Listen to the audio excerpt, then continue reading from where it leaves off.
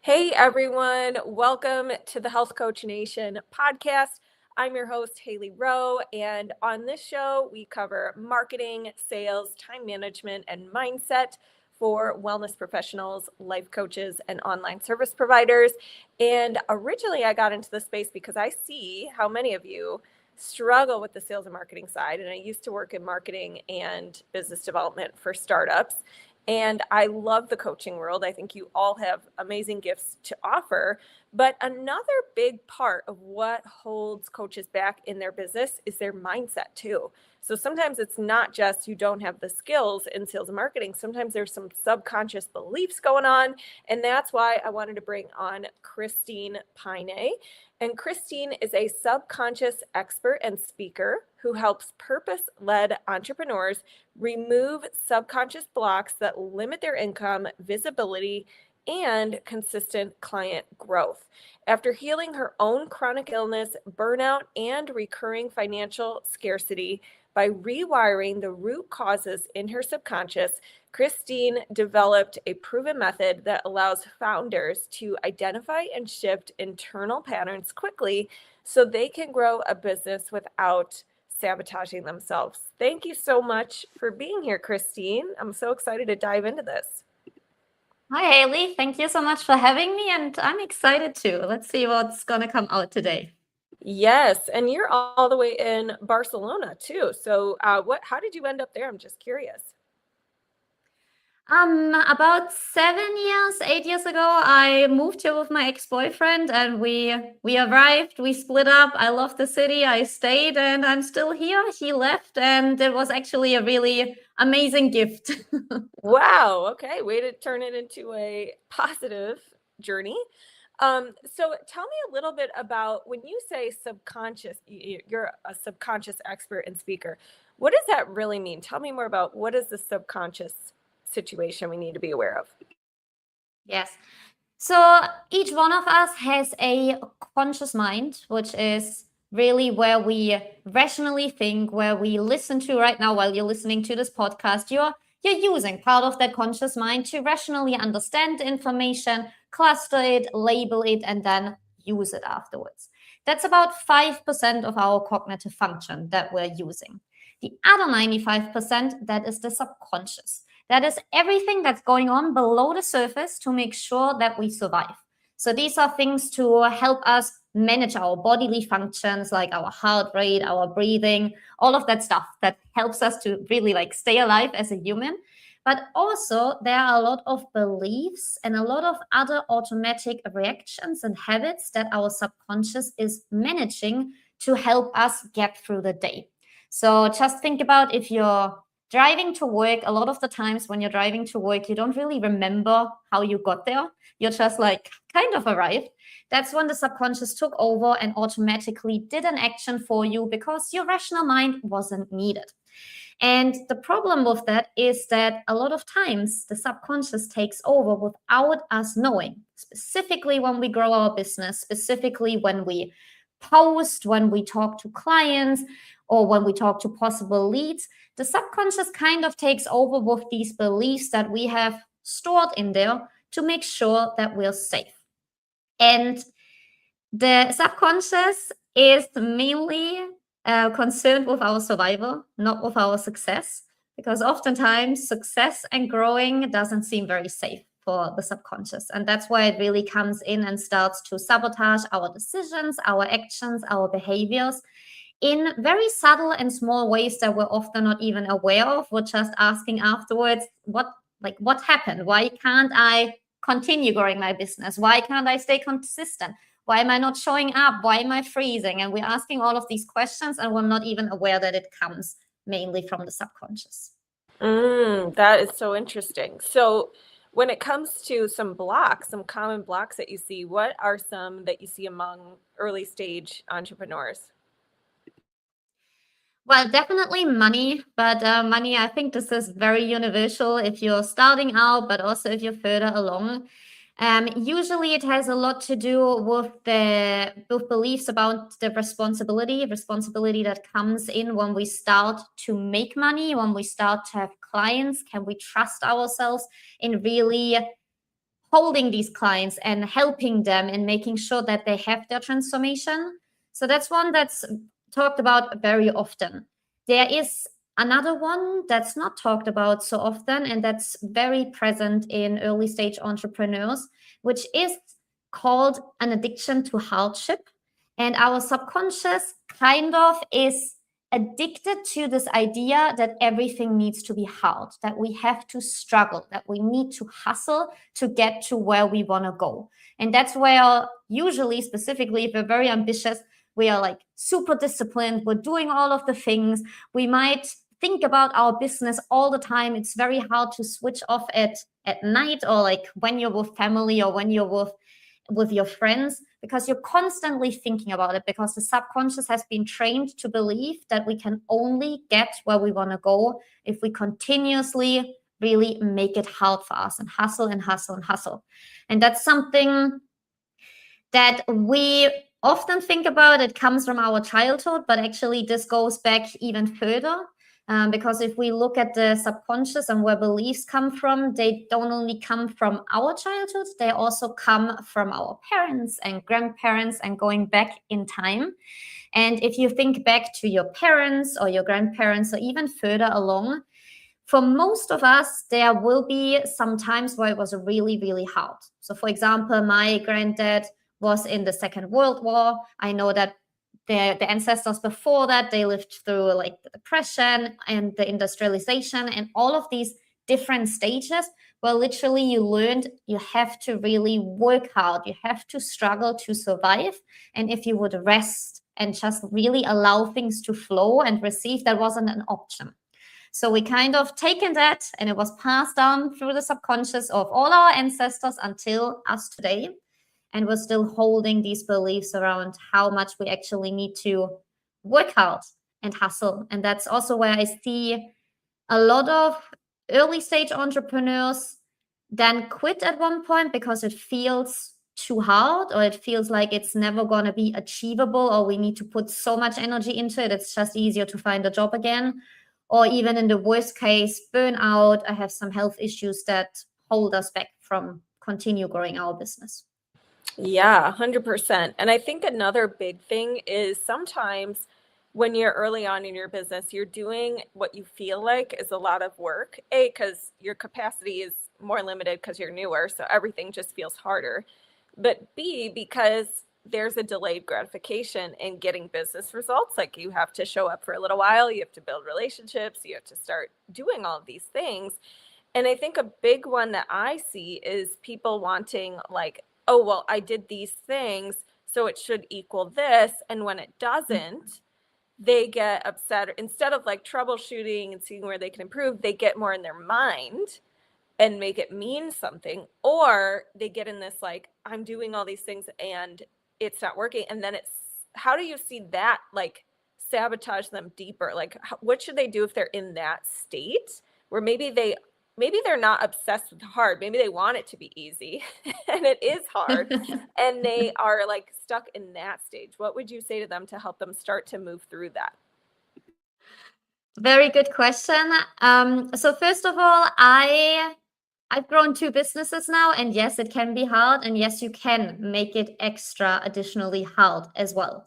So the first thing is really understanding, yes, you're learning a new skill. Like learning any new skill, it's not going to fall from the sky. You need to put in the reps and you need to do the things. But this doesn't mean you have to get obsessed about the thing that you're doing in a way that you're losing sleep over it, in a way that you're losing your relationships, your friendships, etc. over it. So I would really advise them, if they're in that state, to look at their beliefs, to look at the beliefs around business has to be hard, it has to be hard to grow, but also beliefs around their own self-worth. If the subconscious believes that they are worthy of having this business, or worthy of having these specific clients, worthy of making that amount of money, or good enough. I mean, these are kind of like in the same category if they're good enough to do that. And look at these beliefs, because usually what we see in people that are like working very hard and also often quite perfectionistic, I would say, they have like a lot of these beliefs that they are not good enough to actually get there, not good enough to get what they want, in addition to these beliefs that they have to work really hard. And that kind of combination then makes things even harder than they should be. Yeah. Yeah. What about if they're like, I want it to just all be easy, and if it's not, I'm sad. What that's what I see. They just want everything to be easy, and if it's not, then something's clearly really, really wrong. And easy is such a subjective term, but you know what I'm saying? Like they just want I want to wake up tomorrow and have this much money in my bank account without really doing that much. How would you respond to that? Well, yes, definitely seen that. Definitely in the beginning of my business, also felt that as well. That has usually a lot to do with beliefs around power, giving our power away and believing that we are entitled to a certain result and believing that someone will come and save us, whether this is that the coach we invested in or the strategy that we found. And then we realize we use it a little bit, but we realize, wow, okay, it's actually something that I need to practice. I need to put the repetitions in. There's usually beliefs around giving your power away, not believing that you can hold this power and actually make something work. But of course, I mean, in the end, it's all connected. So it can still also be beliefs around your self-worth and not enoughness that play into that specific scenario as well. Yes. Okay, that's so interesting. I do agree with you that at the root, it's, I want that magic pill, I want that magic coach, I want that magic formula, and then I'll feel better because I'm outsourcing my power to something else instead of building it within and seeing yourself as capable of that. So, how does somebody start to build that belief of worthiness if they grew up with some kind of challenges or they don't feel like they have that? Like, how do we start to get our power back over some of these beliefs? Yes. So it doesn't matter where you come from. It doesn't even matter where this belief was created, if this was in your childhood, if you had the most horrible childhood and things, or if you had the best childhood, even then you can have, like, as I said before, beliefs from your grandparents or someone else that you don't even know about. So it doesn't matter where these beliefs come from. And I wouldn't go into reflecting and analyzing and understanding where this is, because this is in the past. We can't change it. We have to deal with the beliefs that we have right now in our subconscious and then start changing them. So the first step that I do with my clients and that I also teach is we need to measure for beliefs. So this is not just thinking about it, sitting down and reflecting. Your body gives a very specific response if a belief is active or if a belief is not active. So I teach my clients how to measure for that belief in their body, because very often when we start measuring, then we see that actually a lot of beliefs that we kind of said before, like, oh no, this is not for me, I won't have this, I will be fine with that these beliefs are actually active. And once we start seeing what's actually going on in the subconscious, that's already a breakthrough. Now we're aware, okay, well, it's this belief that's driving me in this direction. It's this belief that's making me give up. It's this belief that is making me overthink or shrink when I say my price or something like this. Now we know. Once we know and we're clear on what is this actual belief, then we need to start reprogramming it. And this is not something where you do affirmations for the next few weeks and hope that hopefully this belief changes at one point. No, there's a very structured process with which, once you know the belief, you understand why you are holding this belief. Because for every belief, your subconscious has a reason.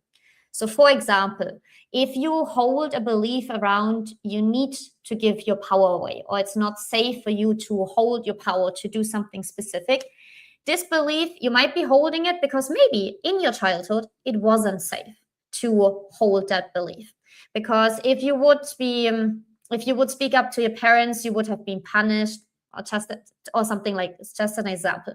So you need to understand the benefits, why the subconscious is holding on to this belief, release these, and then there's a structured process I teach where you change this one belief that you're having for a new empowering belief. After that, you test that the change has happened. And usually from that, you start acting, deciding differently and showing up in your business differently, because once this underlying programming that's running 95% of our decisions and actions changes, you automatically are going to act and decide differently in your life. I love that. Yeah.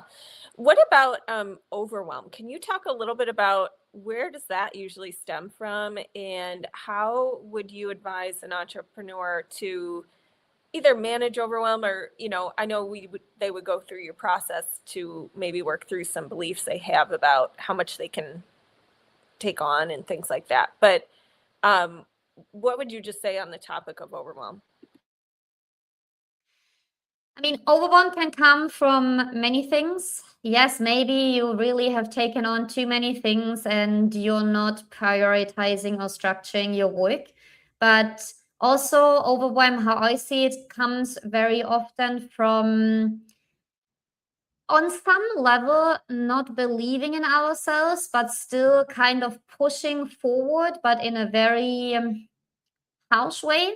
And our subconscious kind of creates like these feelings, these sensations of overwhelm to tell us, okay, you need to align something in your subconscious before you continue going in that direction instead of banging your head against the wall. So yes, I would advise to really look into what is behind that overwhelm. What's the question you can ask yourself is, if you really dive into this overwhelm and you let it take over, what's the worst thing that would happen? And yes, this question sounds a little bit radical, but usually once we understand what's the worst thing our subconscious imagines would happen, we understand, okay, in what direction does this go and what kind of beliefs could be underneath. A practice you can do on the spot before you change beliefs and also in the moment is coming back to yourself and really disconnecting from the beliefs and all of the sensations and emotions that are happening in connection to these beliefs. It's a very simple practice. You close your eyes, you take a deep breath, and then you say, I am. And you don't add anything after that. You don't say your name or you don't think about who you are, but you just say, I am. And you feel in that space afterwards, because usually that kind of space afterwards, that cuts through the subconscious noise and the noise that's then created in the head and gives you a little bit, even if it's just a split second, of calm. And then from that state of calm, it's going to be a lot easier to understand, okay, what's actually happening behind this overwhelm? Why am I creating this? Yes, great advice. And what about, you said that strategy fails without subconscious alignment. So two different scenarios, like we could have two different clients and give them both a really great strategy plan, and one is crushing it or seeing results with it and another is not. Tell me a little bit more about what's going on there. Why does that happen? What have you seen that look like maybe? And we'll go from there. Yes, I've seen this in myself and I've seen this with many clients as well.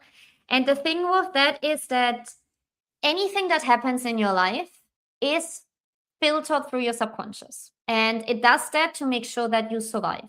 So any kind of strategy that you're given or any kind of system in your business is filtered through your subconscious as well. And your subconscious makes a decision if it is safe to implement that thing or if it is not safe.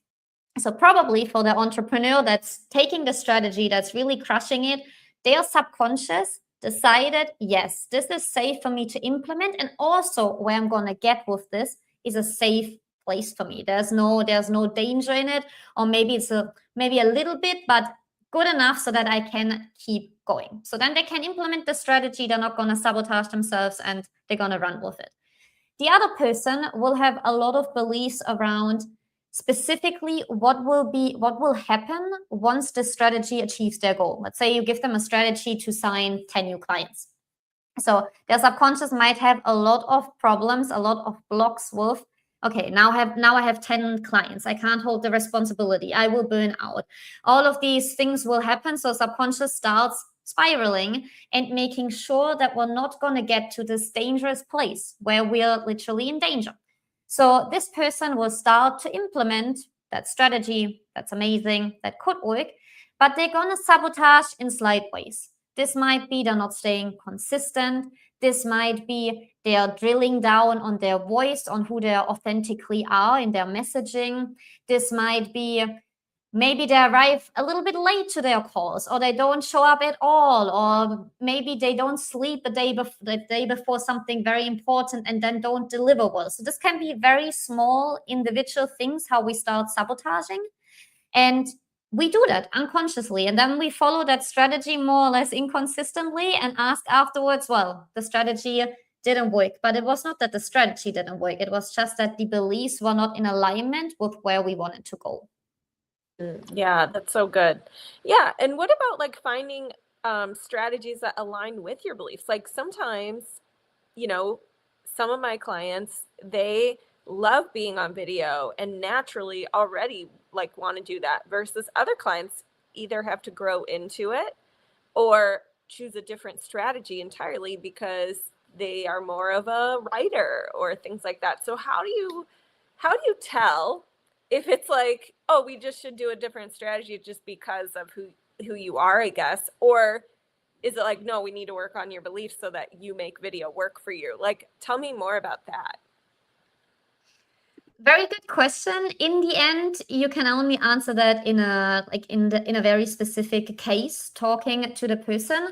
I'm a big believer of there are so many billion people in the world, so there is so many billion ways of how we can use strategy. There is no one strategy that's going to work exactly the same for everybody. So every time we get a new strategy, or we invest in a coach, or we invest in kind of a program, the first thing to ask is, from what type of belief are we investing in? Is the belief triggered that we have to give our power away, and that's why we're investing to get the strategy to hope that someone else is going to fix something? Then we already know before we invest, do belief work, so that you can invest from a place of, okay, if I get this, I'm going to use this, I stand in my power. And then you start implementing the thing. And as you're implementing the thing, you will, or the strategy, the system, you will naturally see what happens, where resistance comes up. If it is about that you don't enjoy it and you really drain doing this, for example, being on camera or being on video, you drain it because you don't enjoy it, instead of you don't do it because you feel afraid or you're fearing that maybe someone will judge you. So you really look at, okay, is this a factor of like, I don't like this because it's just not what I want? Or is there a fear? And this kind of fear is holding me back. If we have a fear, clean out the fear. It could still be that afterwards you say, I don't like this thing. This is just not for me. But at least then you know that this is not about the beliefs anymore. It's just not the right strategy. So what I usually do with clients, I give them the strategies, but I encourage them to think for themselves, to really see, okay, is there a fear behind that, or am I just not enjoying this? And then start implementing something and see how you can stay consistent with that and continuously update your subconscious to work with either direction that you're going in. Yes, I love that. Okay. And one thing I'm really excited about is you're going to actually come into the Inner Circle, which is my A to Z business growth program, and talk about these subconscious beliefs and help my clients with some of theirs. And I was reading your bio, and you had mentioned that one of the ones you've done this work yourself, which is great. And that's what I like to see when, we bring in guest speakers. But you mentioned you moved through financial scarcity. So I think that's a big one a lot of people struggle with. Can you tell us a little more about your journey with that and how you moved through it? Yes. So I started to be an entrepreneur about 8 years ago. I founded a medtech company, and we were helping thousands and thousands of patients. We had a really cool product. We even had studies that proved that we were helping these patients. And in terms of like helping, in terms of creating value and impact, it was amazing. But we could never break beyond a certain revenue ceiling. And so there was always kind of like this question, okay, where will the money come from? And looking at the bank account was triggering at times. Let's put it that way. And because I was caught in all of like these beliefs around, okay, I can't make money with this, like this is gonna be hard, like all of the things that we already talked about. I like completely overworked. I completely just like put everything into it, but way too much. And because of that, I burned out. I got really sick. I had a lot of chronic health issues that doctors told me, well, this is what you have now. Good luck. You're probably gonna have to live with that. And I didn't want to accept either of that. I didn't want to accept, okay, that I have to, like, that I hustled so hard. We don't get anywhere. We're still not breaking through. We're like helping so many people, but we're not making the money. And on the other hand, have the health issues. And at the time, I didn't see how these two things were connected. For me, there were like two issues I was given, I had to deal with. But as I was like trying to solve either one of them and like working with different strategies and systems, but also like talking to different or like working with different people in the health field, none of these really improved, or the things improved a little bit. Maybe we had like a small contract, but then things like kind of broke off again, or maybe my health improved a little bit, but then it was worse again. I started to notice these patterns, and I started to notice that there has to be something deeper. And that's when I went to learn and study about the subconscious and understood, okay, like there's these beliefs that are creating all of these conditions, whether it is the scarcity, whether it's the health issues or not sleeping or whatever it is, it's all connected at a subconscious level. And so as soon as I reprogrammed the beliefs around my health and around I have to hustle and I have to do it and I can't rest and all of these things, my health cleaned up. But as a side effect, we also signed a huge contract with a pharmaceutical company, and suddenly we started to make a lot of money. And that's when I noticed, okay, like it's all connected. Like even if we're talking a lot of the times about like the money blocks and the scarcity and it's just money, it's not just money. When we look at money, we have to look at so many different factors, because it could be connected to your health. It could be connected to your self-worth. It could be connected to visibility beliefs or the power beliefs or anything else. So when we want to figure out scarcity, yeah, we need to look at what is going on in your life in that moment. Yes, I love that. Wow, what a story. And kudos for turning things around and using these different strategies. So what if people want to learn more about this? If they're like, where do I even start? How do I get in touch with you? Where should they go? Well, easiest, follow me on Instagram. There I share a lot of tips about the subconscious, explanations, how this works, how this affects your business, also how you can test for beliefs. And then if you actually want to go deeper, I have a scan where I teach you exactly how to measure your subconscious beliefs and find which areas in your subconscious are blocked that are slowing down your business growth. So this is a free scan that you can use, and in about 30 minutes, you understand, okay, what's actually going on and what is the thing inside of me that's blocking me, that's making sure that the strategies and all of these amazing things that I have are not working. So this is what I would recommend you to start to even understand, okay, what's actually the problem. Yes, amazing. Well, we love a good scan or quiz that people can take to build more self-awareness. So we'll put that in the show notes at haleyrowe.com. And if you guys have questions for Christine, what's your Instagram username? It's Christine_Peine. So my name with an underscore in the middle. Perfect. All right. Well, thank you so much for being here today. And if you guys are listening and you like the show, please leave us a written review on iTunes. It helps us get more reach. I guess I should say Apple Podcasts, not iTunes, but helps us get more reach. And we really, really appreciate it. And I thank you so much, Christine, for sharing your wisdom today. Thank you so much as well, Haley.